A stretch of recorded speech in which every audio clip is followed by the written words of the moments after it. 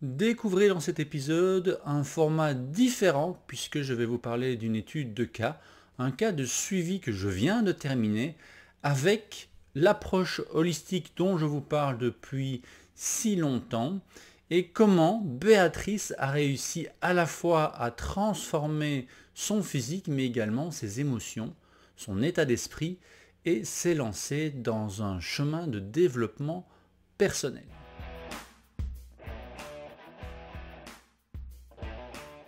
Bonjour à toutes et bonjour à tous, bienvenue dans le podcast In Shape to Grow, le podcast qui a pour mission de vous inspirer et de vous soutenir, vous et votre communauté, dans une approche holistique de la santé. Jusqu'à présent, vous avez pu découvrir les interviews découvertes d'entrepreneurs ou de spécialistes de la santé. Je vous ai également proposé des épisodes solo sur la théorie derrière justement l'approche holistique, qu'elle soit dirigée vers l'activité physique, vers la nutrition, vers le développement personnel, vers la réflexion, tout cela dans une approche holistique globale. Eh bien, aujourd'hui, si vous êtes entraîneur, nutritionniste, coach de vie, vous allez pouvoir découvrir l'envers du décor, comment je prends en charge un client ou une cliente, dans ce cas-ci, Béatrice. Si vous êtes à la recherche d'une solution globale, d'une solution holistique et que vous ne savez pas vraiment à quoi vous attendre, cette étude de cas va également vous intéresser. Alors cette envie de vous partager l'histoire, le parcours de Béatrice m'est venue la semaine dernière lorsque j'ai terminé son programme de 14 mois. 14 mois durant lesquels elle a perdu 19 kilos. 19 kilos, mais cette perte de poids n'est que la partie émergée de l'iceberg. En effet, Béatrice a en plus raffermi son corps, ses muscles, sa peau. L'amélioration de son énergie et de sa santé lui a permis de digérer, de dépasser ses émotions. Elle a appris également à mettre de nouvelles limites et elle a pris confiance en elle. Tout cela pour devenir de plus en plus autonome et se lancer sur un chemin de développement personnel. Alors, certes, vous allez me dire 14 mois, c'est plutôt long. Surtout ce matin, je viens de voir un témoignage d'un monsieur qui perdait 21 kilos en 2 mois et demi.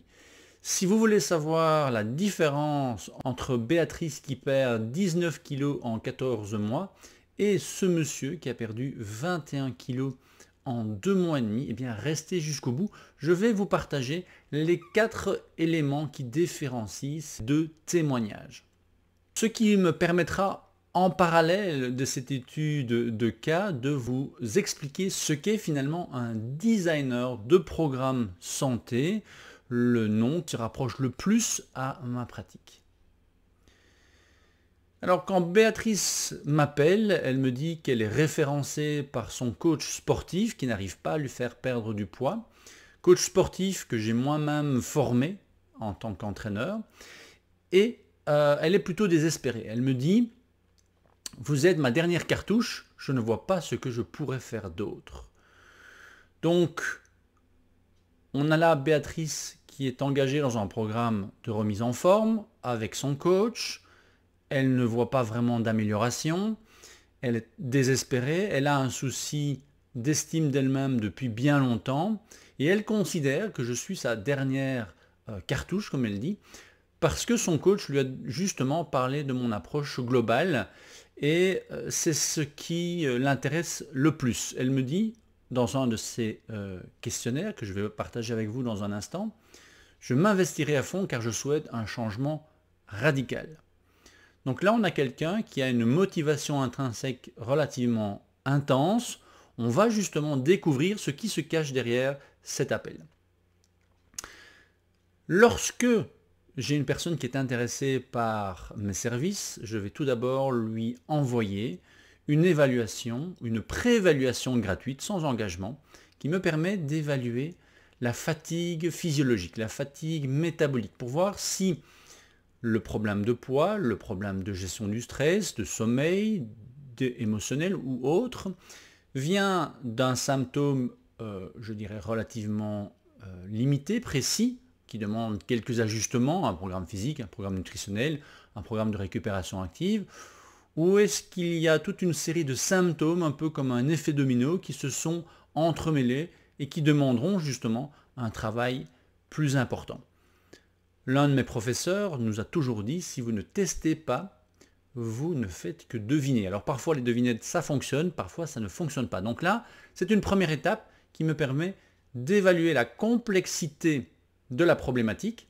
Cette préévaluation me donne un score qui me permet donc, comme je vous le disais, de pouvoir diriger la personne vers l'un ou l'autre de mes programmes. Si la personne a un score en dessous de 50, c'est probablement une problématique relativement facile à modifier par des changements d'hygiène de vie. Si le score est entre 50 et 100, là on a peut-être des petits soucis qui sont un peu plus anciens, qui vont demander un peu plus de temps. Si on est entre 100 et 150, là la problématique devient plus intense. Il va falloir chercher et trouver finalement l'origine de l'ensemble des dominos qui se sont déjà effondrés. Si on est au-dessus de 150 points, là je me pose la question de savoir si je suis capable de suivre justement la personne et si elle a autour d'elle un staff médical qui la prend déjà en charge et qui permettrait de travailler justement sur la partie médicale et moi sur la partie plutôt hygiène de vie, nutritionnelle, physique, récupération active et tout ce qui permet de modifier le terrain finalement de la personne.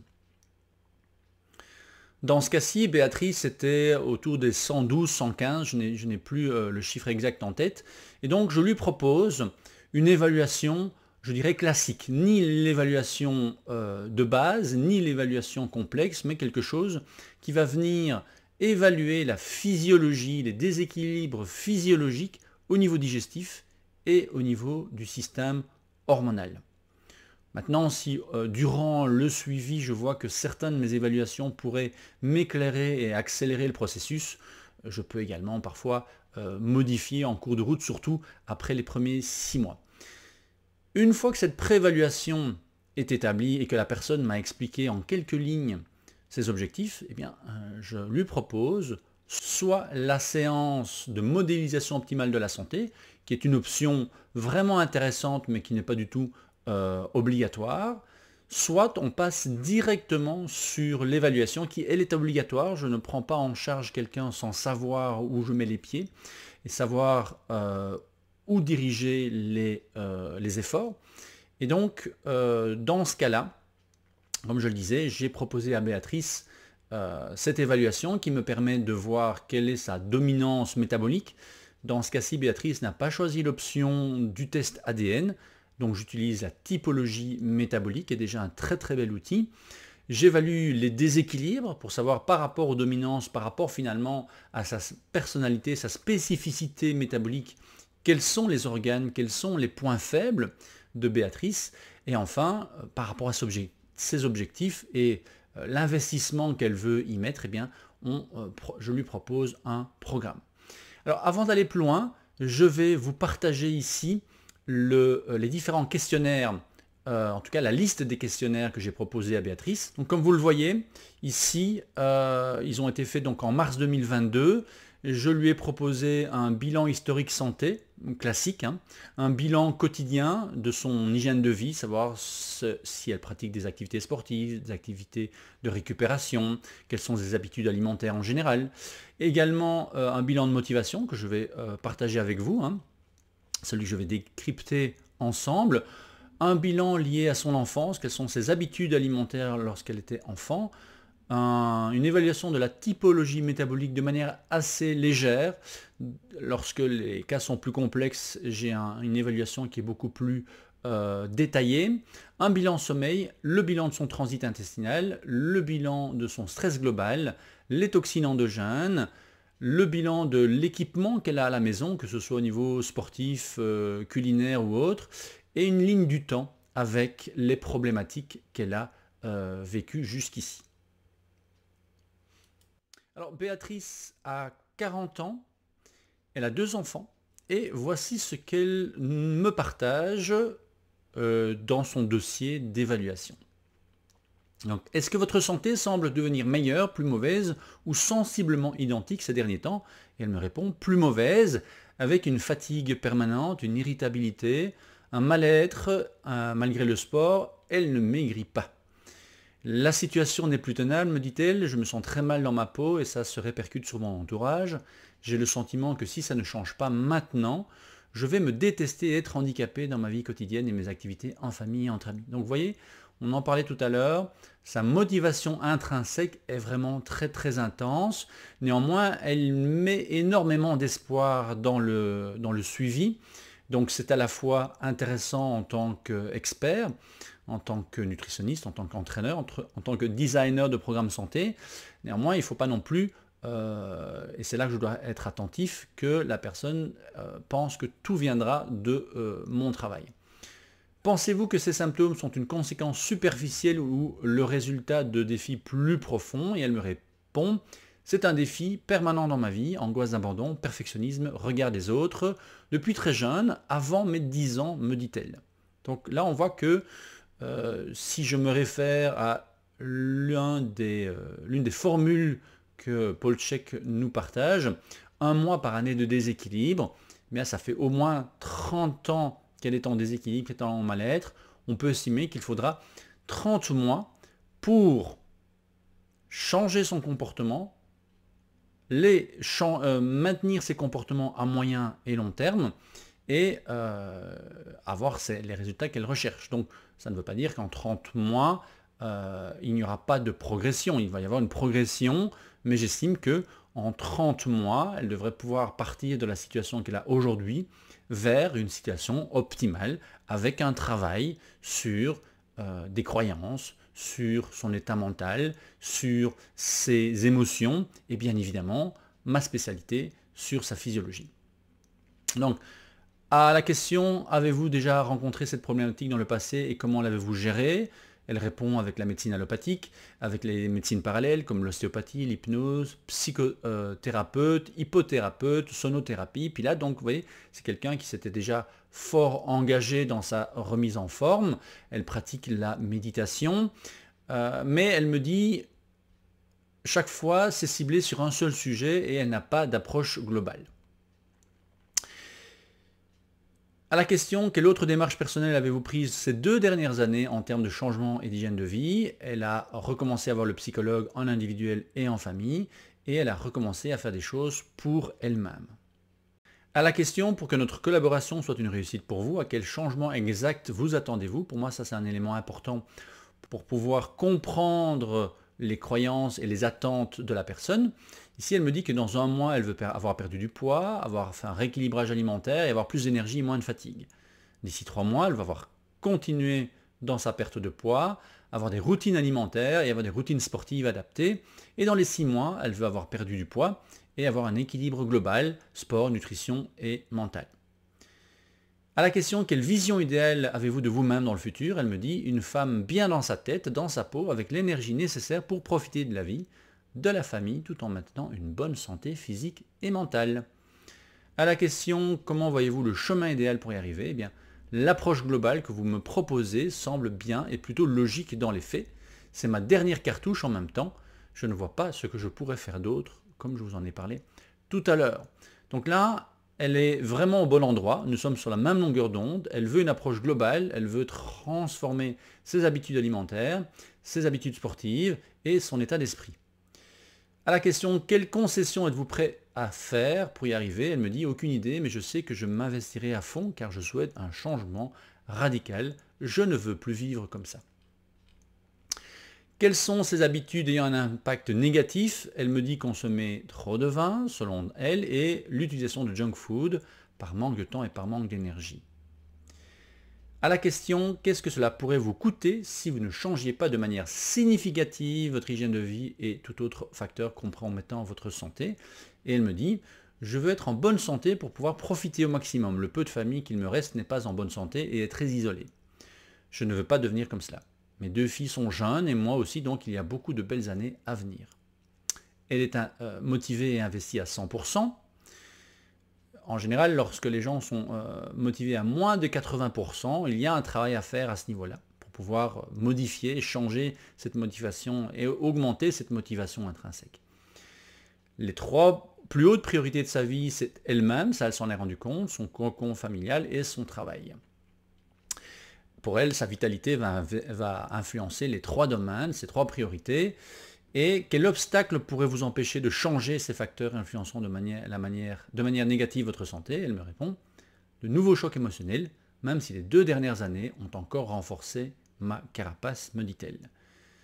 Et enfin, qu'est-ce qui pourrait vous arrêter dans votre démarche? Le facteur temps, j'ai l'impression de ne jamais avoir assez de temps, me dit-elle.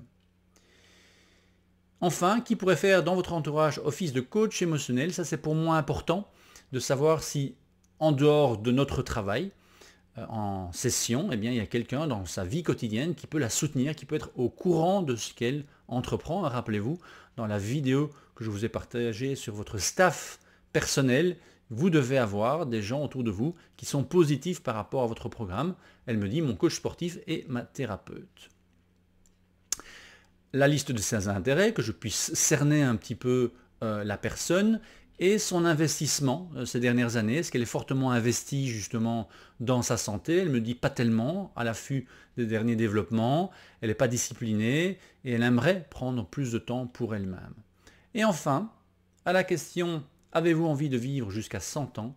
Et si oui, expliquez brièvement votre réponse. Elle me dit « La vie est trop courte, il y a tant de choses à faire et à explorer et à vivre. Je veux vivre et pouvoir me dire que si ça s'arrête, au moins, j'aurai bien vécu et je n'aurai pas de regret. » Donc voici l'un des questionnaires que je propose dans cette évaluation de base. Ce questionnaire est commun quel que soit le programme, et à chaque programme il y a de nouveaux questionnaires. Donc je vous l'ai montré, des questionnaires en physionutrition, des questionnaires au niveau du sommeil, au niveau des habitudes, etc. Une fois que j'ai reçu tous ces questionnaires, je prends 1 heure, 1 heure et demie, selon la complexité, pour analyser les réponses de la cliente, et puis je lui propose une séance d'1 heure de coaching où je vais lui expliquer un petit peu ce qu'il y a derrière ce frein, cette résistance à la perte de poids, ce manque d'énergie et cette démotivation. Et à partir de là, on va partir sur 4 axes principaux, les 4 docteurs intérieurs qui m'a été apprise par un de mes professeurs, Paul Chek, qui parle des 4 docteurs intérieurs en référence aux 3 docteurs qu'Hippocrate avait déjà mis en avant. Docteur repos, comment avez-vous et quelles sont les stratégies que vous avez pour améliorer votre récupération, votre sommeil. Docteur menu, évidemment, ton alimentation soit ta première médecine. Et docteur bonheur, disait-il déjà à l'époque, Hippocrate mettait l'accent sur l'importance d'avoir un but et d'avoir une vie émotionnelle riche. Paul Chek a évidemment rajouté au XXIe siècle docteur mouvement, puisque aujourd'hui on souffre de sédentarité. Ceci étant dit, Aristote parlait déjà de l'importance de l'activité physique et surtout de la condition physique pour la santé mentale, puisqu'il obligeait ses étudiants à pratiquer la lutte gréco-romaine pour être capables de suivre ses enseignements. Et donc, suite à l'évaluation, je réalise un programme de récupération active, nutritionnelle, d'activité physique et de développement personnel. Alors il y a une petite exception dans le parcours de Béatrice, puisqu'elle est venue me voir alors que je débutais le groupe détox annuel du printemps que je propose chaque année justement, et elle voulait s'y joindre, donc on n'a pas fait son évaluation avant la détox, le timing était trop court, donc je lui ai proposé de faire la détox, de faire un débrief sur les effets positifs de la détox, de ce qu'elle a ressenti, parce qu'il y a énormément d'enseignements que l'on peut tirer de ce protocole, qui est un protocole mis au point par un naturopathe avec des superfoods, des nutriments venant du monde végétal, aussi bien pour les glucides, les lipides que les protéides, et ça m'apprend énormément de choses sur la personne, tant au niveau physique que mental. Je refuse parfois certaines personnes dans ce groupe, ne les connaissant pas suffisamment. Ici, j'avais déjà eu pas mal d'échanges avec elles, il y avait déjà eu la préévaluation qui me permettait de voir qu'elles pouvaient se joindre au groupe. Alors je vous partage à présent le dossier qu'elle a reçu suite à cette première séance Donc suite au premier questionnaire d'évaluation, elle avait, comme je vous l'ai dit, choisi la typologie métabolique et pas les tests ADN, donc c'est un peu moins précis évidemment, mais selon cette auto-évaluation, elle a un métabolisme lent, ça veut dire qu'elle aura de meilleurs résultats, une meilleure performance, avec une alimentation beaucoup plus végétale et moins carnée. Donc 30% de protéines et de lipides pour 70% de glucides, ça ne veut pas dire 70% de féculents évidemment, hein, ça on va le travailler par après.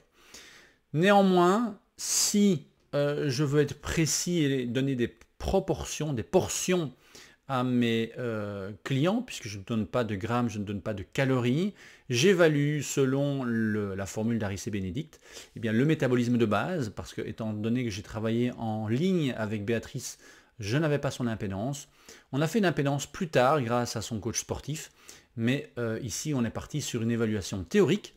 Et donc selon ces données, elle a 1627 kilocalories de dépenses caloriques quotidiennes si elle ne fait absolument rien. Hein, pour ceux qui ne connaissent pas le métabolisme de base, ce sont les calories nécessaires pour nourrir les organes vitaux et la masse musculaire. L'apport optimal pour maintenir son poids est de 2200 kilocalories. Ne travaillant pas en hypocalories évidemment, on est parti sur un menu de 1900 kilocalories qui pour une personne relativement sédentaire était largement suffisant. En partant sur son métabolisme lent et une perte de poids, je suis parti avec une proportion de protéines de 1,2 avec son poids de départ. On est parti sur 105 grammes de protéines par jour en répartissant les protéines végétales et animales, hein, puisqu'elle a un métabolisme lent. On est parti sur 55% de glucides, parce que 70%, étant donné qu'elle est sédentaire, je ne suis pas très fan, donc je suis plutôt allé sur une répartition des protéines végétales et animales. Et on a pris le reste au niveau des lipides. Alors en pratique, pour travailler justement sur l'assiette, je travaille avec les portions visuelles, hein, avec une paume de main de l'épaisseur du petit doigt, c'est une portion de protéines autour des 25-30 grammes. Donc si elle a besoin de 105 grammes, je vais lui donner une paume de main par repas, plus une demi-paume dans sa collation de 16 heures. Pour les glucides, un point fermé représente une portion de légumes et un creux de main, une portion de céréales, de tubercules ou de fruits. Et les lipides, une portion est représentée par l'équivalent d'un pouce. Et donc sur sa journée, elle avait une portion de protéines, une portion et demie par repas de légumes, une portion de glucides et une portion de lipides. Mais tout ça, on l'a travaillé petit à petit. Alors, en termes de rééquilibrage alimentaire, ça se passe sur 5 étapes. Première étape, c'est le calcul des calories. Pour pouvoir évaluer les différentes portions de macronutriments, protéines, lipides et glucides, mais on ne doit pas s'arrêter là évidemment. On doit également aller à l'étape 3 qui est la quantité et la richesse des micronutriments, vitamines, minéraux, phytonutriments. La densité nutritionnelle où l'on va minimiser un maximum les toxines. Et là on avait du travail puisqu'elle était surtout sur de la junk food. Et la répartition des repas sur la journée, l'heure et le nombre de repas. Au-delà de ça, on a également l'évaluation de son hygiène de vie, de sa physionutrition que l'on a fait après la détox, et je vais vous la partager dans un instant également.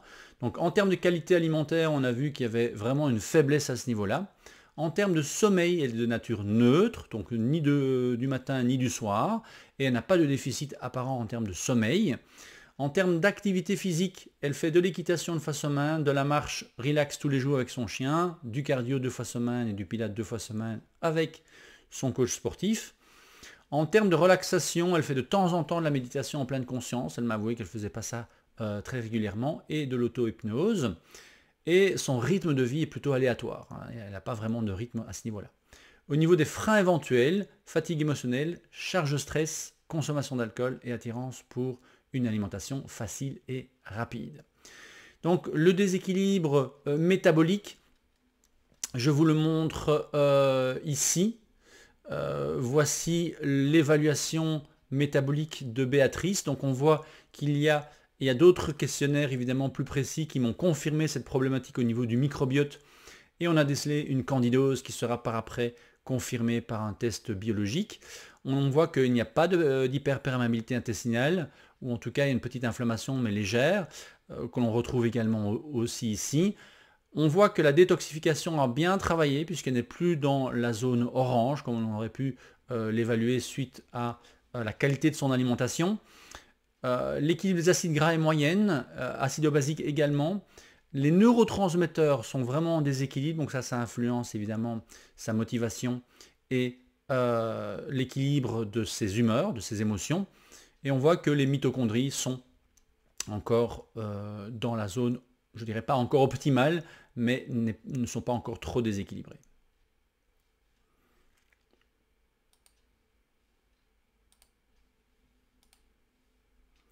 Donc ça, c'était le dossier que je lui avais donné avant sa détox. Donc on n'avait pas ces informations-là.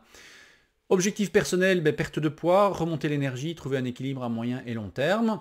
Et donc pour y arriver, suite à notre échange, parce qu'il y a plein d'informations évidemment personnelles que je ne vous ai pas partagées ici dans ce débrief, mais nous allons travailler sur 3 axes. Le système nerveux, le lien entre la biologie et les angoisses. Le rééquilibrage des bonnes habitudes pour vraiment nourrir son corps et son esprit. Et un suivi des symptômes physiologiques post-détox, ça je vous en ai parlé. Elle est motivée à 100%, sa motivation profonde est vraiment la santé optimale, au-delà du poids, pour un épanouissement personnel, de couple et familial. Petite image de la graisse parce qu'elle est passionnée de graisse. Le plan d'action que je propose à chacun de mes clients est toujours selon ces 3 axes. Une période de correction pour retrouver un métabolisme optimum. Donc c'est un programme transitoire. Une période de stabilisation adaptée à son propre métabolisme. Et une période de progression selon les objectifs et si la personne a encore besoin de moi. Quelles sont les actions qu'elle peut mettre dès à présent? La première semaine, c'est de relire le document que je lui ai envoyé et de poser les questions de compréhension. Et les objectifs que nous allons travailler dans les premières semaines ensemble, comme ça la cliente sait à quoi s'en tenir. On va travailler sur la qualité nutritionnelle, sur les bonnes proportions nutritionnelles, sur les bons aliments pour se détendre, la gestion du stress, le travail du système nerveux et les angoisses, la consommation d'alcool et l'alimentation rapide, la gestion du temps, les symptômes de l'évaluation physiologique post-détox, dont je viens de faire le partage. On va travailler sur l'amour d'elle-même et sur le fait qu'elle doit prendre du temps pour elle et l'expression de ses émotions. Je lui partage également un modèle que j'utilise. Moi, mon rôle, c'est de travailler au niveau du physique pour que le physique puisse influencer l'émotionnel, que l'émotionnel puisse stabiliser l'état psychologique et que tout cela permette de changer ses croyances. Parce qu'à l'inverse, des croyances ont une influence sur la psychologie, sur l'émotionnel et évidemment sur le physique. Donc c'est un processus qui va dans les 2 sens. Moi, mon travail, c'est de me concentrer sur l'aspect physique. Et voilà, il y avait quelques documents annexes pour pouvoir comprendre cette évaluation. À partir de là, nous sommes partis sur 12 semaines minimum, avec 12 séances. Ça peut varier d'une personne à l'autre, d'une progression à l'autre. Néanmoins, j'ai aussi fait appel à une médecin de mon réseau qui est allergologue et nutritionniste, parce qu'elle, dans son évaluation, elle a noté qu'il y avait des gros problèmes d'allergie, plus la candidose. J'ai voulu faire appel à mon réseau et ne pas travailler seul avec Béatrice. Alors, j'en parlerai justement en fin d'épisode, puisque je vous avais promis de comparer ce témoignage d'un homme qui a perdu 21 kg en 2 mois et demi par rapport à Béatrice qui n'en a perdu que 19 en 14 mois. Eh bien, avec tous mes clients, je pars déjà sur 90 jours minimum, donc 12 semaines. C'est le minimum pour pouvoir voir justement un changement physiologique et voir comment ça se stabilise dans le temps. Récemment, j'écoutais encore un professeur d'université parler de l'importance de la perte de poids sur une année. En effet, on ne peut évaluer une perte de poids sur moins d'1 an. C'est un petit teasing sur la fin de cet épisode. Alors, avec Béatrice, on est parti sur 12 semaines, 12 séances, mais en fait, après 6 semaines, elle avait pris déjà une certaine autonomie, et c'est souvent une décision que je prends, c'est de passer à 1 fois tous les 15 jours. Et donc le premier programme de Béatrice s'est fait sur 23 semaines. Donc 12 semaines, 12 séances sur 23 semaines. Et je vous partage à présent le dossier qu'elle a reçu après ce premier programme. Donc un client s'engage avec moi pour une évaluation et un programme de 12 semaines qu'il paye soit en une fois, soit en plusieurs fois. Et une fois que son programme est terminé, on prend la décision ensemble. Est-ce que tu as encore besoin de moi ou est-ce que tu peux travailler seul et stabiliser seul? Donc ici, Béatrice ne se sentait pas encore optimale pour travailler seule et donc on a repris un programme cette fois-ci de 12 semaines mais avec 6 séances, donc systématiquement une séance toutes les 2 semaines. Là aussi, petit à petit, ça peut changer au niveau de la fréquence. Donc voici une chose que j'oubliais, c'est que après chaque séance, déjà dans le premier programme, le client ou la cliente reçoit un débriefing après notre séance avec les objectifs de la semaine à imprimer, mettre sur le frigo et pouvoir suivre. Lorsque l'on passe à une fois tous les 15 jours, je demande à mon client, ma cliente, de m'envoyer un petit débrief de la semaine au jour où nous aurions dû avoir le rendez-vous pour que je puisse voir s'il y a des modifications à faire ou si tout se passe bien. Donc ici, nous sommes sur le deuxième programme, donc la phase 2. On reprend une série de 6 séances. C'est notre 13e séance. On est le 23 septembre 2022. Béatrice avait commencé en mars 2022. Donc 12 sessions, 23 semaines. Les objectifs atteints.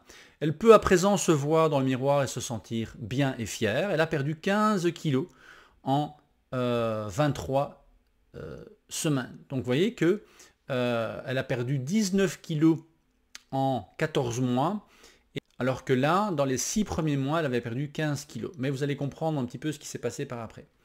Donc acquisition d'une alimentation plus saine et équilibrée, nouveaux réflexes alimentaires, ça c'est pour moi vraiment important, perte des envies d'aliments transformés.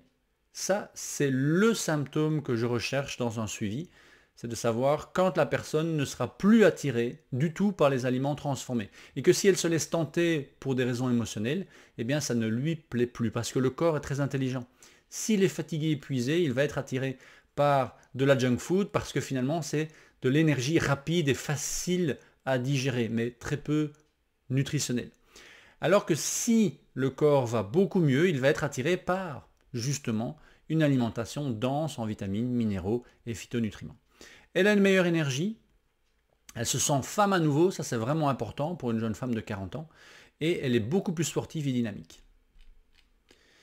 Donc les objectifs qu'elle a justement en septembre 2022, au début de cette deuxième phase, c'est de gérer les pics de stress, parce qu'elle a encore beaucoup de stress, un rapport plus zen avec ses enfants, stabiliser les résultats à long terme, me dit-elle, écouter son corps et les signaux d'alarme pour maintenir l'équilibre personnel, familial et professionnel, et poursuivre la détox et l'élimination du candidat. Alors ici, je vous en avais parlé, avec son coach sportif, on a pu faire au 16 septembre 2022 une impédancemétrie. On voit que son IMC est encore élevé, puisqu'idéalement on devrait être en dessous de 25. Sa graisse corporelle est à 30,8%, alors que l'idéal est à 31%, en tout cas en dessous. Donc en termes de santé, on voit qu'elle n'a plus de gras en excès. Ce n'est pas pour ça qu'elle se plaît devant le miroir. On a vu que ça allait déjà beaucoup mieux. Mais on voit aussi que sa masse musculaire est supérieure à la moyenne. Donc on se rend compte que son IMC est trop élevé parce qu'elle est plus musclée que la moyenne. Donc ça c'est important de comprendre ces chiffres-là. Alors ici, j'envoie également différents documents pour que la personne puisse comprendre le principe d'IMC, le principe de pourcentage de masse graisseuse à la fois par rapport au niveau d'entraînement. Donc on voit ici, pour la population générale, une femme sera en bonne santé entre 25 et 31%. Alors que si vous pratiquez de manière assidue le fitness, ce sera plutôt de 21 à 24%. Et que les athlètes sont plutôt en dessous de 20%, avec un risque sur le cycle hormonal. Mais évidemment, les athlètes ont d'autres préoccupations. Maintenant, ça c'est pour une catégorie jeune, donc dans la vingtaine. Ici, Béatrice a 40 ans. Donc si on revient sur une population d'athlètes de 40 ans, eh bien on voit qu'une femme athlète à 40 ans peut être autour des 22%. et pas au terme entre 14 et 20% comme lorsqu'elle est dans la vingtaine. Donc avec ces deux informations-là, on peut se dire que eh bien, une femme qui est légèrement active devrait pouvoir se trouver autour des 25 à 27% avec une activité sportive, je dirais, régulière. On voit ici les normes de l'OMS et on voit ici sur le corps de différentes femmes, c'est ça qui est compliqué, jeunes, ce que représente le pourcentage de masse graisseuse. Donc on voit ici une athlète, hein, ça c'est pas naturel, ça demande énormément d'efforts physiques et nutritionnels. C'est ce qu'on peut voir parfois sur Instagram, ça demande énormément d'efforts. D'accord ? Donc ici, une femme qui sera en dessous de 30%, eh bien oui, elle ne va pas voir ses abdominaux, mais elle aura un pourcentage de masse graisseuse qui sera relativement optimal pour la santé. C'est encore une fois pas pour ça qu'elle va s'apprécier dans le miroir. Donc, j'avais dit à Béatrice, autour des 25-27%, donc entre ces deux corps, eh bien, c'est quelque chose par rapport à son investissement physique qu'elle peut atteindre. Donc ici, on parle aussi de la masse musculaire, pourquoi c'est important. Et petite explication supplémentaire sur l'écoute des 4 docteurs intérieurs dont je vous ai parlé, avec docteur Menu, docteur Repos, docteur Bonheur, que j'ai décrit grâce à Hippocrate, et puis docteur Mouvement. Et donc, comme je vous l'ai dit, mais dans la deuxième phase, les dossiers sont un peu plus complets parce qu'il y a beaucoup plus d'informations à partager. Il y a une expertise du client, de la cliente qui est un peu plus important. Eh bien, le dossier est un peu plus fourni, hein, aussi pour les encourager et voir qu'il y a un changement également dans mon suivi. On voit ce document qui est à imprimer pour le frigo. Les recommandations Docteur Repos. Donc là, en septembre 2022, Béatrice a une routine du matin, elle en avait plusieurs, donc elle pouvait choisir la routine qui lui plaisait le matin. Le midi, puisqu'elle fait du télétravail à 90%, eh bien, elle avait une petite pause, pleine conscience, musique, lumière, balade, avant ou après le repas et la pause du midi.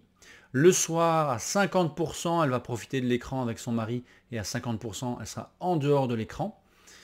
Sachant qu'elle a encore des petits problèmes de sommeil. Donc là, on a testé avec elle et ça a très très bien marché, la couverture lourde. Donc là, c'était le début de sa routine avec une couverture lourde. 7 à 8 kg. On a travaillé sur son lieu de sécurité, c'est une méditation qui est inspirée des entraîneurs de la NBA. Et on a également une petite routine du soir avec massage des pieds avec une balle de tennis pour désactiver le système nerveux central en dominance orthosympathique et activer le parasympathique avec la respiration. Tout cela est expliqué. Vous n'avez pas à devenir expert de la santé pour prendre en charge votre propre santé, mais c'est comme un smartphone, il faut quand même avoir les bases pour savoir comment on l'allume et quelle application utiliser. Docteur Menu, on est sur un menu anti-candidat et allergène, timing des féculents, menu en arc-en-ciel, snack à 16 heures, règle des 80-20, donc là comme on avait déjà perdu 15 kg, comme elle avait déjà perdu 15 kg, eh bien je lui permettais d'avoir 20% de sortie de son planning. 20% sur 21 repas, c'est 4 repas durant lesquels on a choisi soit le vin, soit le dessert, donc on s'est mis d'accord. L'hydratation par une eau filtrée avec un peu de sel et de citron ajouté. Petit poisson gras minimum 2 fois semaine, aliments fermentés tous les soirs, une cuillère à soupe, que ce soit cornichon, que ce soit kimchi, que ce soit kéfir. Magnésium sous stress, 2 fois plus, donc 2 fois midi, 2 fois soir. Et si jamais elle devait sortir, comme elle devait éliminer le gluten, c'est pas toujours évident, je lui ai recommandé un supplément qui permet de prédigérer le gluten. Je lui ai également recommandé de faire un test des métaux parce que j'avais une petite suspicion par rapport à sa candidose.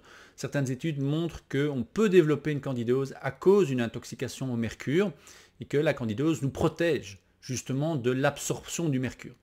Donc là, je voulais lui faire un petit test. Pour le docteur Mouvement, eh bien, je lui ai demandé tous les dimanches de préparer ses menus pour la semaine parce que ça marchait bien, mais également son planning sportif. Bouger au quotidien, il fallait absolument en tant que femme à la maison, en télétravail, de pouvoir bouger régulièrement. Et donc je l'ai mise sur le programme 7 Movement. C'est un programme de 7 minutes à faire le matin et l'après-midi, d'exercice au bureau, de mobilisation, de stretching, d'activation ostéo-articulaire.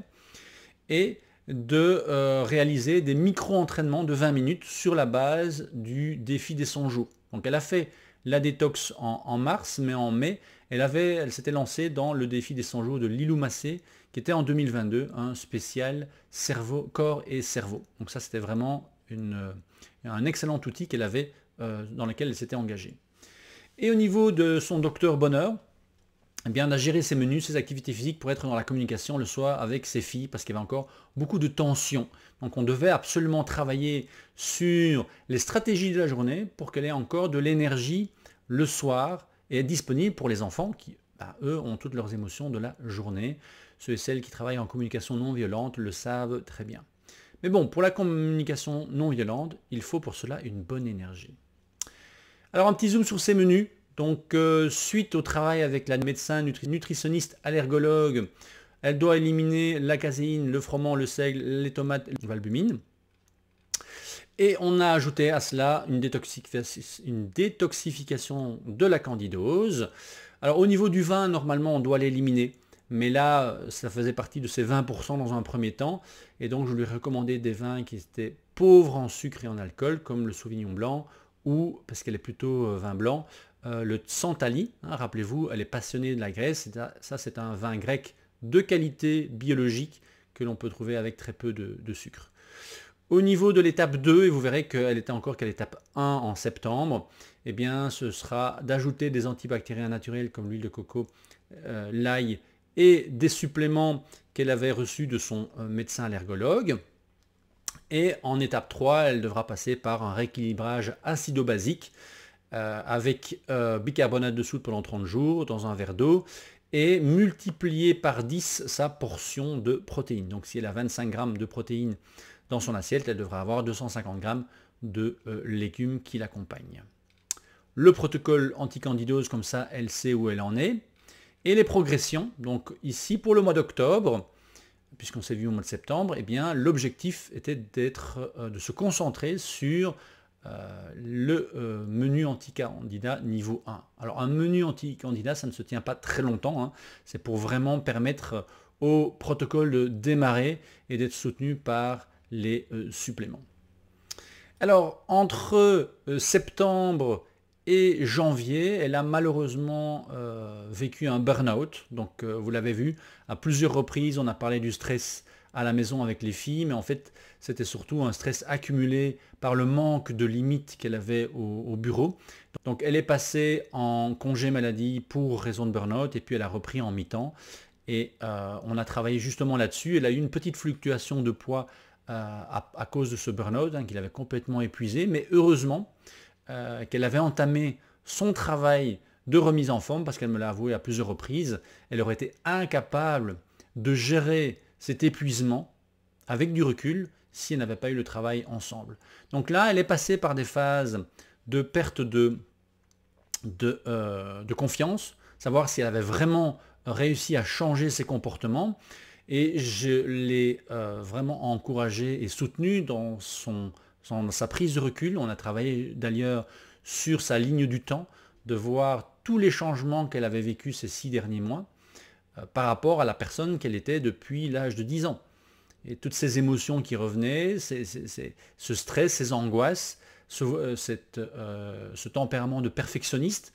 Et donc là, c'est vraiment un soutien qui, grâce à une meilleure alimentation, est possible. En février 2023, je décide donc d'utiliser un des questionnaires que j'utilise avec les personnes qui sont vraiment dans le rouge par rapport à la préévaluation, pour être un peu plus précise et amener quelque chose de neuf dans sa lecture de symptômes, parce que quand vous êtes longtemps avec un client ou une cliente, parfois vous vous habituez un peu à son discours, donc je voulais avoir une autre vue de sa physiologie. Et donc là, vous le voyez, 24 février 2023, une évaluation en physionutrition qui est plus précise que celle que je vous avais montrée en début d'épisode. Donc on voit ici, alors comment lire ce résultat? On va de gauche à droite. tout ce qui est avant le système immunitaire sont des causes premières, tout ce qui est après sont des conséquences de ce qui se passe en premier. Et puis, on commence toujours par la gauche parce que c'est ce qui va avoir le plus d'influence vers la droite. Donc ici, on voit que malgré des problèmes d'estomac depuis longtemps à cause du stress, ça va nettement mieux au niveau gastrique. Il ne semble pas y avoir d'inflammation au niveau du système digestif. Par contre, au niveau pancréas et petit intestin, on voit effectivement que c'est encore un peu déséquilibré. Le côlon semble par contre bien fonctionner. Je dis semble parce que c'est une auto-évaluation et donc je dois prendre ça avec précaution. Ce ne sont pas des données médicales, je le répète. Et si jamais il y a des suspicions, eh bien, d'un réel problème pathologique, à ce moment-là, on fait appel à la biologie, on fait des tests plus poussés. Donc ici, tout se passe bien au niveau digestif, on est toujours sur le travail de la candidose, donc évidemment, elle a un menu bien spécifique, elle a des protocoles bien spécifiques, donc elle a moins de symptômes. Ça ne veut pas dire que la candidose est totalement éliminée. On voit que les glandes surrénales, qui sont épuisées par son burn-out, sont dans le rouge. Tout ce qui est en dessous, en fait, de la première ligne, sont des symptômes qui sont faciles à gérer et relativement faibles. Entre la première et la deuxième ligne, c'est modéré, ça veut dire que ça va, ça vient selon votre état de fatigue, vous allez en vacances, ça s'en va, vous êtes sous stress, ça revient.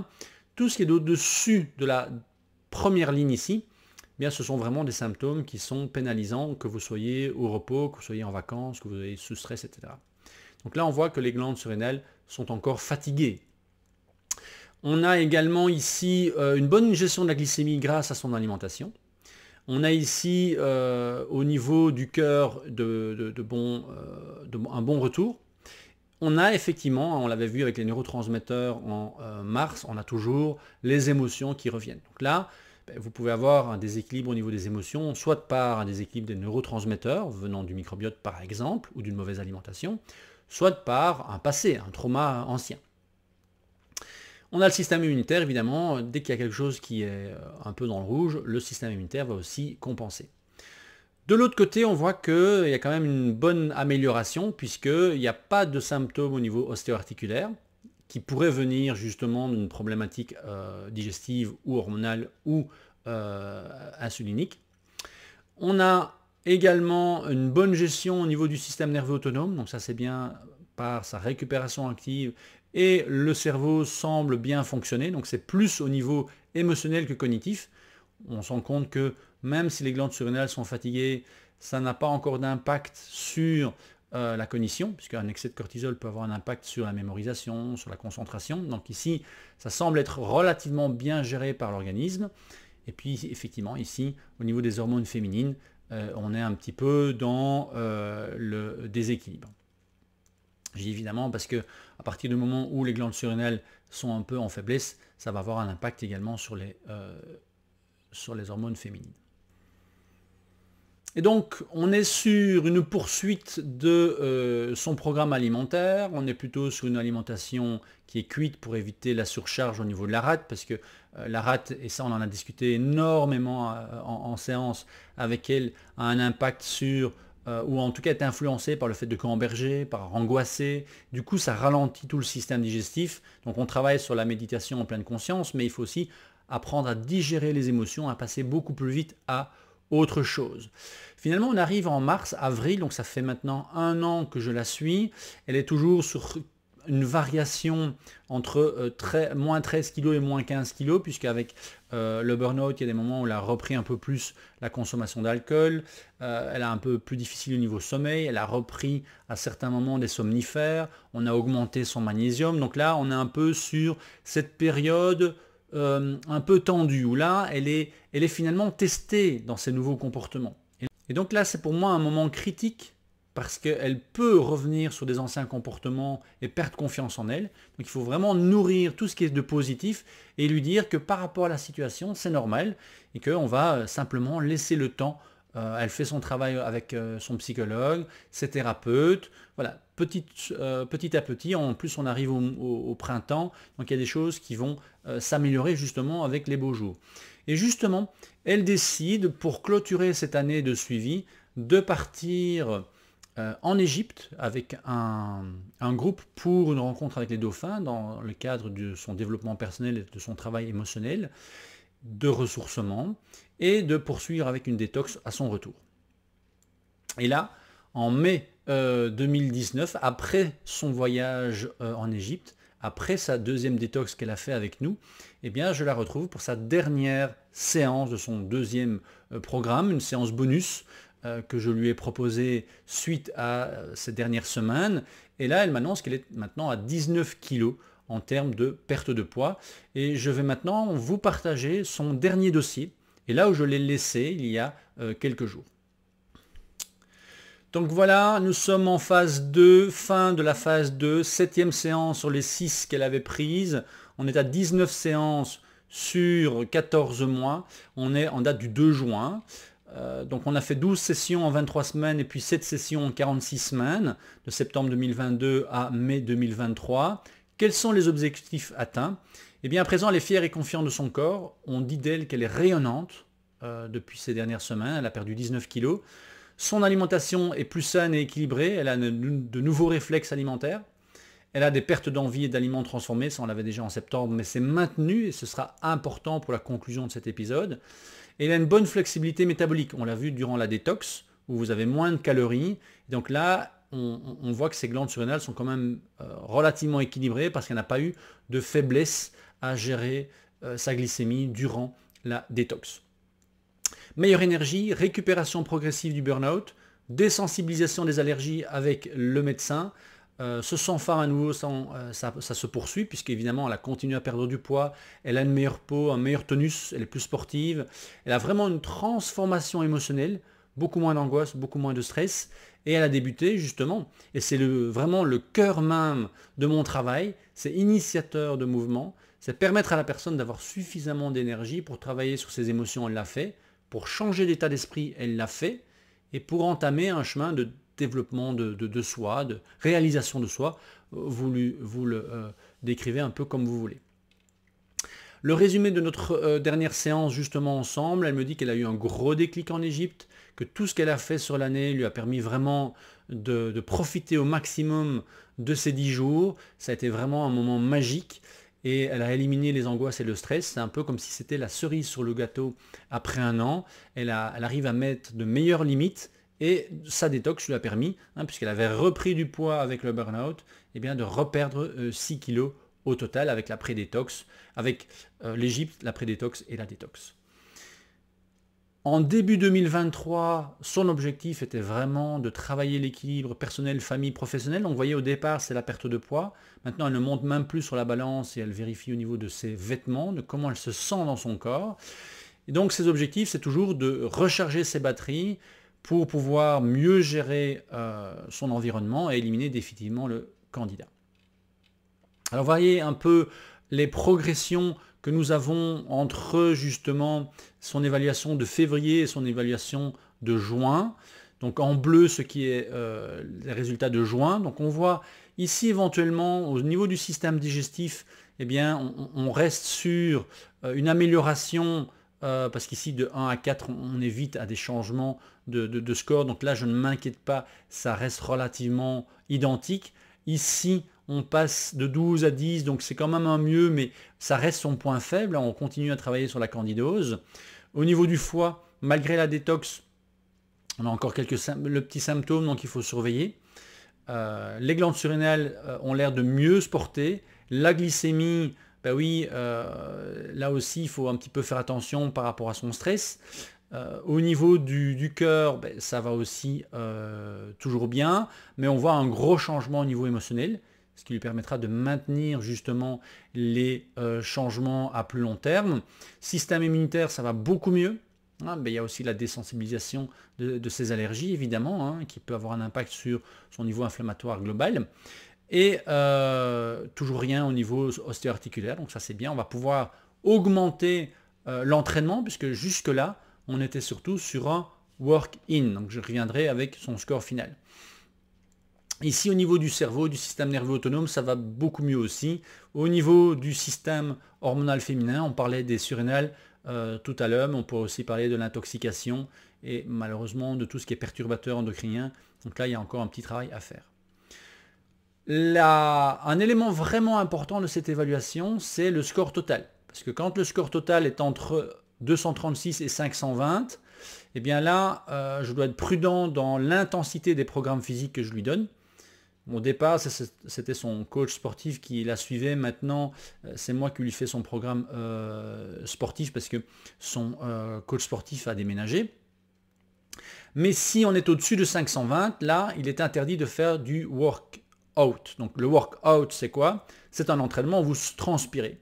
C'est un entraînement à dominance orthosympathique. On augmente la fréquence cardiaque, on fait travailler le cœur, on fait travailler les muscles. On enflamme le corps et donc c'est la période de récupération qui permet d'avoir un effet d'entraînement, de surcompensation. Mais pour ça, il faut avoir les batteries relativement pleines, il ne faut pas être en inflammation. La zone entre les deux, dans laquelle elle était pratiquement, 222 c'était en février, bon, en mars de l'année d'avant, elle était beaucoup plus haut, intuitivement, puisque je ne lui ai pas donné ce questionnaire-là. Donc on était surtout du work-in ensemble, avec des alternances. Mais ici, je vais pouvoir lui donner un programme qui permet d'avoir des deux. On va commencer, on garde les work-in parce que ça c'est quelque chose de vraiment intéressant pour la récupération du stress quotidien. Mais étant donné qu'elle n'est plus qu'à 110 points, donc c'est vraiment très faible, je vais pouvoir commencer à l'entraîner réellement. Et donc, ces 4 nouveaux docteurs. On est sur une routine en work-in le matin, un gang de 100 jours, c'est-à-dire pendant 100 jours d'affilée, elle doit réaliser un petit exercice de Qigong. Le midi, toujours sa routine de pleine conscience. Le soir, toujours sa routine classique. Et on a augmenté depuis son burn-out le travail sur les 7 sources de stress. Donc elle a pour les 7 sources de stress des actions et des plans B. Donc là, elle a repris un peu le problème d'insomnie. Donc son médecin lui a remis un peu de somnifère. Donc on essaie de repasser sans somnifère. Là, on est sur un travail des surrénales et de la candidose, le timing des féculents, on a des aliments fermentés, ça c'est comme tout à l'heure, c'est commun à ce qu'elle avait en début, puisqu'on ne va pas changer les bonnes choses. Par contre, on a des suppléments un peu plus intenses, un mélange entre ce que son médecin allergologue lui a proposé et ce que moi je lui ai proposé, justement pour améliorer la digestion des protéines par exemple, et on limite les verres d'alcool. Docteur Mouvement, je vais vous en parler plus tard. Et Docteur Bonheur, entre septembre et juin, on a travaillé sur toute une série de sujets. Je ne suis pas évidemment passé à travers tout le détail de son coaching, mais donc on a travaillé sur son enfant intérieur, elle a des lectures, elle a des options et des stratégies pour gérer les 7 sources de stress et évaluer son niveau émotionnel quotidien. On a remis cela en perspective avec le voyage du héros de Joseph Campbell et elle a de l'épinette noire pour ses glandes surrénales. Donc, source de stress, j'ai déjà fait plusieurs épisodes sur les 7 sources de stress. C'est un travail que j'ai investigué voici une dizaine d'années. Ça commence à avoir vraiment de très bons résultats au niveau des stratégies et de la méthode de travail. Donc on a un stress physique qui est chez elle une fatigue latente. Sa correction, c'est de prendre le temps de se soigner, de prendre soin de soi et de faire des choses amusantes. Et un stress positif physique, ce sera 20 minutes d'exercice par jour basé sur la respiration. En termes de stress biochimique, on a sa candidose et on a la consommation de vin. La correction, c'est de maintenir le protocole sans pression, donc ne pas se mettre la pression, et manger suffisamment de protéines et supplémenter. En termes de stress chimique, on a évidemment les somnifères, mais qui peuvent être aussi un stress positif si elle n'arrive pas à dormir. Donc là, la solution, c'est de diminuer progressivement avec l'accord de son médecin. Et on va faire une détoxification aussi des différents produits ménagers qu'elle a à la maison, qui peuvent être une source de perturbateurs endocriniens. Au niveau thermique, en Belgique, la météo est moyenne, ça agit sur son moral. Donc là, je lui conseille vraiment d'aller au maximum faire du sport, de l'activité physique dehors lorsqu'il y a du soleil. Au niveau électromagnétique, son sommeil est relativement perturbé. Donc là, travail avec la couverture lourde. Boîte de méditation le soir, c'est elle qui l'a trouvée toute seule. Donc là, je suis vraiment content quand mes clients ont des stratégies qu'ils mettent en place d'eux-mêmes. Et je lui propose d'éteindre le routeur la nuit et de mettre au moins son téléphone sur avion. Mais ça, elle le fait depuis longtemps. Et stratégie supplémentaire de passer au moins 5 à 10 minutes pieds nus dehors, lorsque la météo le permet. Dans la terre évidemment, pas sur la terrasse. Stress émotionnel, aujourd'hui en fait avec ces changements, c'est finalement son mari qui a un peu de mal avec, parce qu'il voit sa femme changer, donc il y a un peu de friction au niveau du couple, et là la solution c'est de laisser du temps à son mari, de pouvoir la rattraper en termes de développement personnel, de travail sur ses émotions, parce qu'un couple va toujours s'attirer par rapport à des blessures communes ou complémentaires, enfin toujours en tout cas généralement. Donc là, il y a un déséquilibre au niveau de la symbiose qu'il y avait entre eux avant. Donc la solution, c'est de lui laisser du temps. Et pour elle, c'est de continuer son suivi énergétique. Au niveau mental, c'est de laisser de l'espace d'expression des filles, même si ça la chamboule encore, et de vraiment revenir sur son enfant intérieur.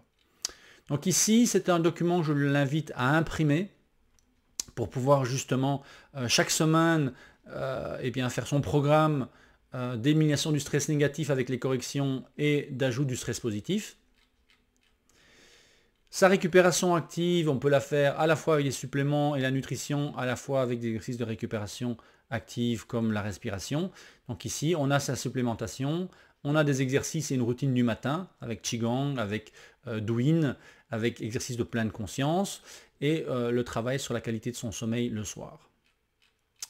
Ces suppléments, eh bien ça c'est un tableau pour gérer ses commandes entre les suppléments de son médecin allergologue et les suppléments que je lui ai recommandés. Et si vous ne connaissez pas justement le voyage du héros ou de l'héroïne dans ce cas-ci de Joseph Campbell, eh bien c'est à travers ces différentes étapes que l'on passe tous lorsqu'on a un défi dans la vie. Donc elle est passée par toutes les étapes à partir du moment où elle a pris conscience de son problème, c'est là où elle s'est rendue compte qu'elle avait un problème et finalement eh bien, elle a rencontré son guide, c'est un bien grand mot ici, c'est symbolique, c'est là qu'on a commencé à travailler ensemble et là elle maîtrise le problème maintenant et donc l'objectif dans son parcours personnel c'est de pouvoir rayonner autour d'elle et surtout envers son mari et laisser du temps à son mari pour la rattraper. Donc zoom sur ses entraînements avec un petit rappel de ce qu'est son workout, son work-in. Et donc là, ce que je lui propose pour les 6 prochaines semaines en work-in, donc tous les jours, séquence de Qigong le matin, ça lui prend 3-4 minutes. Cohérence cardiaque 5 minutes le matin, le midi et le soir pour travailler sur son nerf vague et sa digestion et son estomac et tout ce qu'on travaille en parallèle, et sa candidose, parce que sa candidose devra être éliminée grâce à un bon système nerveux autonome. Et de passer quelques minutes dans le jardin le matin quand c'est possible, au lever du soleil. C'est important. On commence un workout, donc un jour sur 2, donc 3 fois semaine. Elle a une séance sur rameur, parce qu'elle a un rameur à la maison. 3 minutes relax d'échauffement, respiration par le nez. Et puis elle a 4 intervalles, 30 secondes où elle ira au maximum de ses possibilités, suivi de 2 minutes relax. Et puis elle termine par 3 minutes relax, respiration par le nez, en tout cas le plus rapidement possible. Et 10 minutes de yoga pilates. Ça, c'est une fois semaine. Une fois semaine, sa séance de paddle, parce qu'elle adore ça avec ses amis. Comme elle va partir en montagne au mois de juillet, avec la famille, elle remplacera le rameur par de la course en montagne, 30 secondes, 4 fois 30 secondes, qui est vraiment intéressant pour permettre au surrénal de ne pas s'épuiser, mais en même temps d'activer le métabolisme. Et remplacer le paddle par une longue balade en montagne, ça probablement qu'elle en aura plus. Et à la maison, parce que ça à la montagne c'est plus difficile, mais cardio box, elle a du matériel à la maison sur le même protocole que le rameur. Ces menus sont identiques, toujours avec ses recommandations anti-candida, mais là elle est passée à l'étape 3 évidemment. Cette année-ci dans la détox annuelle, on a rajouté un bouillon d'os qui est vraiment intéressant pour les minéraux et pour la paroi intestinale, pour le microbiote. Donc là, je lui propose de poursuivre encore pendant 30 jours suite à la détox avec monbouillon.com qui livre d'excellents bouillons avec une recette familiale. Si vous êtes en France, c'est plus difficile, mais fin du mois, normalement, ce sera livrable également en France.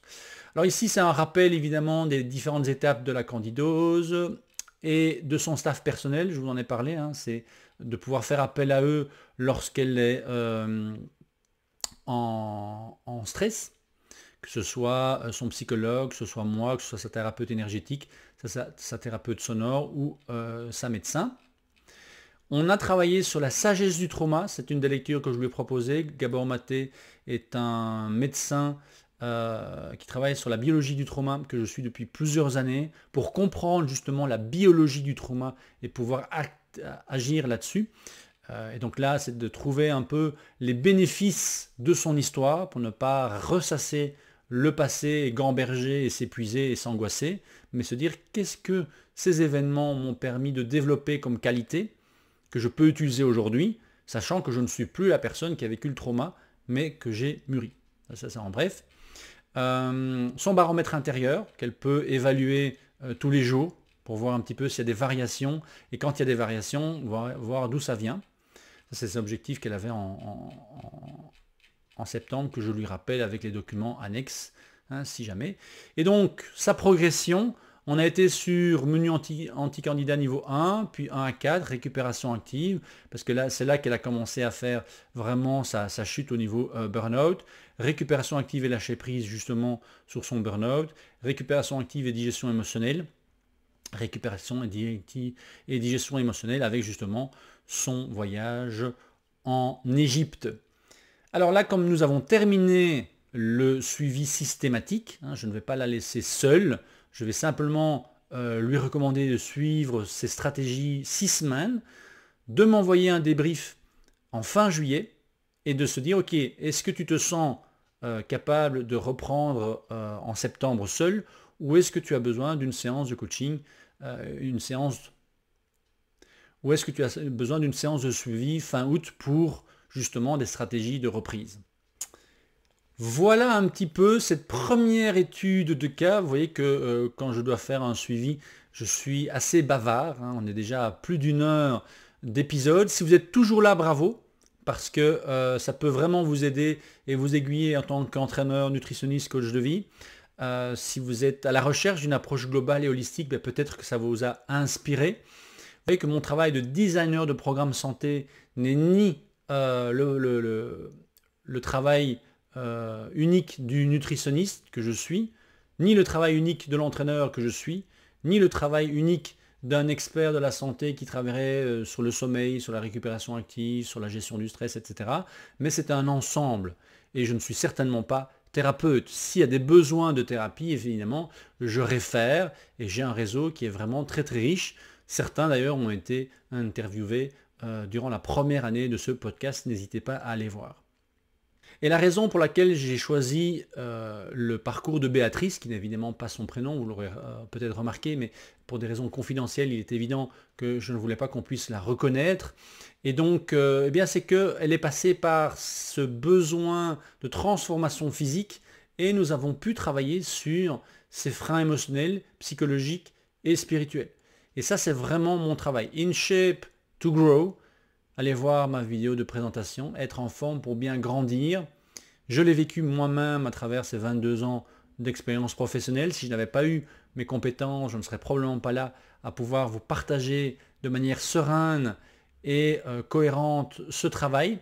Et donc si ça vous intéresse, n'hésitez pas à venir m'en parler. Alors, je reviens sur ce témoignage de ce monsieur qui a perdu 21 kg en 2 mois et demi par rapport à Béatrice qui a perdu 19 kg en 14 mois. Alors quelles sont les grandes différences? Premièrement, c'est qu'une perte de poids, je vous l'ai dit, ça nécessite 1 an. Parce que sur 1 an, on peut avoir des changements d'état d'esprit par rapport aux saisons. Et si vous perdez 10 kg en 6 mois et vous en reprenez 5 en 6 mois, c'est d'ailleurs une des questions que je pose à mes clients, c'est les différents régimes qu'ils ont perdus. Et ils arrivent tous avec une perte et une reprise. Ça, ce n'est pas une perte de poids, c'est un effet yo-yo. Donc ici, nous sommes sur une perte stable de 19 kg après plus d'1 an, après un burn-out, mais avec des changements qu'elle pourra garder à moyen et long terme. Deuxièmement, un changement de comportement demande en moyenne 66 jours, selon une étude de Lally et collaborateurs en 2009, avec une variation de 18 à 254 jours selon les habitudes. Et les habitudes alimentaires, c'est pour ça qu'il y a une évaluation des habitudes de l'enfance, elles peuvent prendre du temps, parce que beaucoup de personnes vont aller se réfugier dans l'alimentation lorsqu'elles seront face à un défi. Et donc avoir un travail sur 6 mois minimum, hein, en général je donne 3 mois, mais j'insiste. Parfois pour des raisons financières ce n'est pas possible, pour des raisons de découragement aussi, certaines personnes vont se décourager après 3 mois. Ici j'ai vraiment eu un beau travail avec Béatrice parce que elle a eu des résultats alors qu'au départ elle était désespérée. Mais elle a suivi à la lettre ce que je lui ai dit et elle a pris des initiatives. Donc c'est vraiment pour moi en tant qu'expert, en tant que designer de programme santé, c'était vraiment un bonheur de pouvoir la suivre. Troisièmement, rappelez-vous que Béatrice avait des soucis depuis l'âge de 10 ans. Donc on avait parlé de 30 mois au départ pour une perte de poids, un changement de comportement et une stabilisation. Donc là, elle est à la mi-course finalement.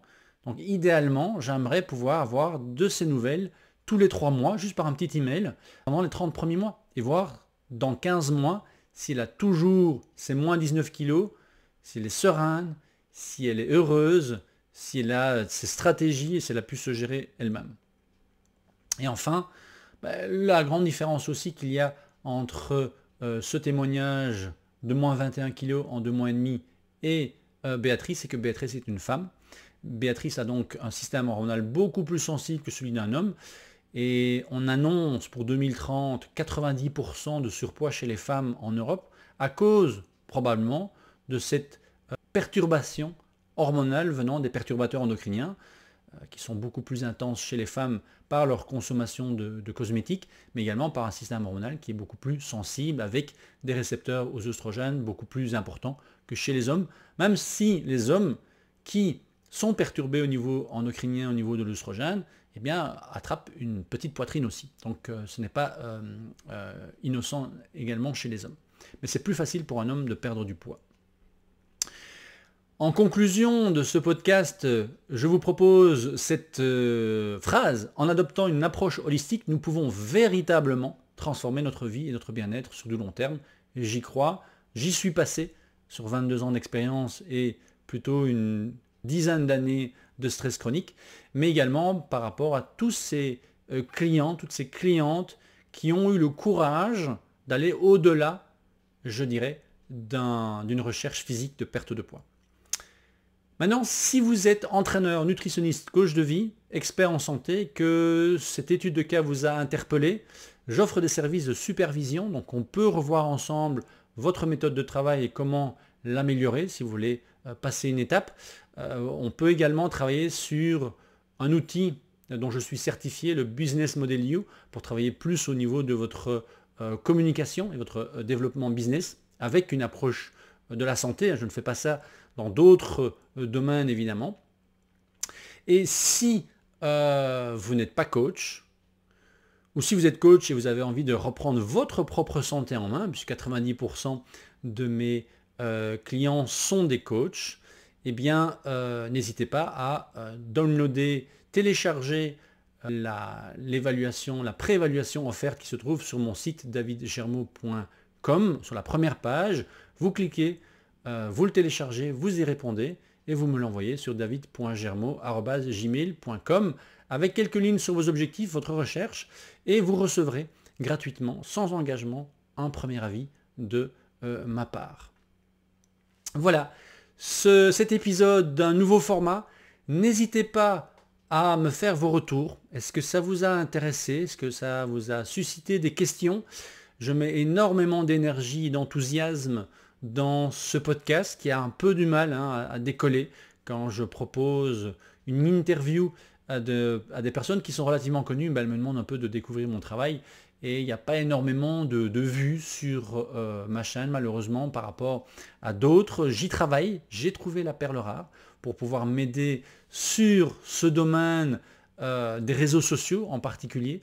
Et donc voilà, si vous avez envie de donner un petit coup de main à ce podcast, n'hésitez pas à le partager, à me faire vos retours, à venir faire cette évaluation, cette préévaluation, que l'on puisse échanger et apprendre à mieux se connaître, parce que je sais que si vous êtes arrivé à ce moment-ci du podcast, c'est que vraiment vous êtes motivé. C'est probablement mon plus long podcast, en tout cas podcast solo, puisque quand j'avais interviewé le docteur Thierry Hansen, on était à plus d'1h20.